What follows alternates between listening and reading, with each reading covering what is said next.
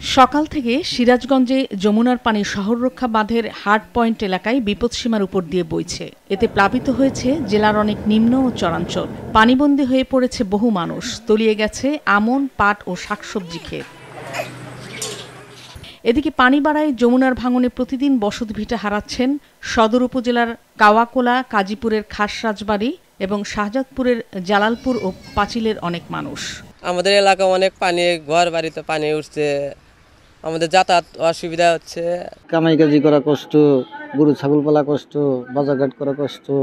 কুড়িগ্রামের ব্রহ্মপুত্রের পানি হাতিয়া, নুনখাওয়া ও চিলমারি পয়েন্টে বিপদসীমার উপর দিয়ে বইছে। ৬ উপজেলার প্রায় ১ লাখ মানুষ পানিবন্দী। বন্যার কারণে ৩৭টি সরকারি প্রাথমিক বিদ্যালয়ের পাঠদান কার্যক্রম বন্ধ রয়েছে। নতুন করে তলিয়ে গেছে ২৩০০ হেক্টর ফসলি জমি। আজ ৩ দিন থেকে খাওয়া দাওয়া নাই, বাচ্চা কাচ্চা নিয়ে খুবই কষ্টে। চুলাটা ভিজে গেছে, অসুবিধা হয়েছে, সেই জন্য রান্নাবান্না করা পড়েছে।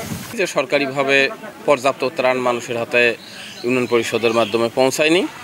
গাইবান্ধার যমুনা, ব্রহ্মপুত্র ও ঘাগর নদীর পানি বিপদসীমার উপর দিয়ে বইছে। নতুন করে প্লাবিত হয়েছে জেলা সদর, সুন্দরগঞ্জ, ফুলছড়ি ও সাঘাটার ৩১টি ইউনিয়নের বিস্তীর্ণ এলাকা। স্কুলগুলোতে পানি ওঠায় বন্ধ ঘোষণা করা হয়েছে পাঠদান। দুর্গত এলাকায় খোলা হয়েছে ১৮১টি আশ্রয় কেন্দ্র। আমাদের এলাকা আর 2 দিন যদি পানি বাড়ে, ঘর দরজার কিচ্ছু পাওয়া নাই, সব শেষ হয়ে যাবো। বর্তমানেও কিছু কিছু ঘর দরজা যাওয়া শেষ।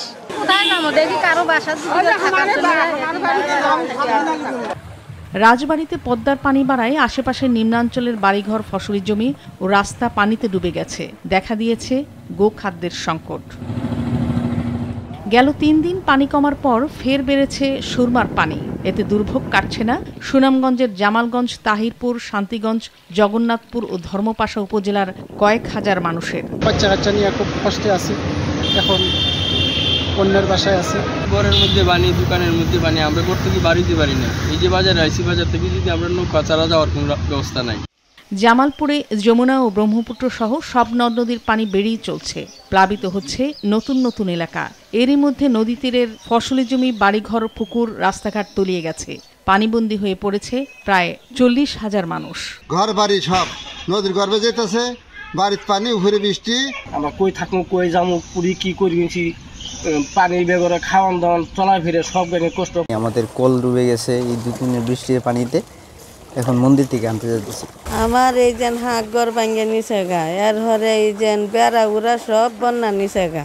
অন্যদিকে গতকাল থেকে বৃষ্টি কম হওয়ায় নদ নদীর পানি কমেছে নেত্রকোনায়। বসতভিটা ও সড়ক থেকে পানি নেমে যাওয়ায় দুর্ভোগ কিছুটা কমেছে দুর্গত এলাকায়। মাছরাঙা নিউজ ডেস্ক।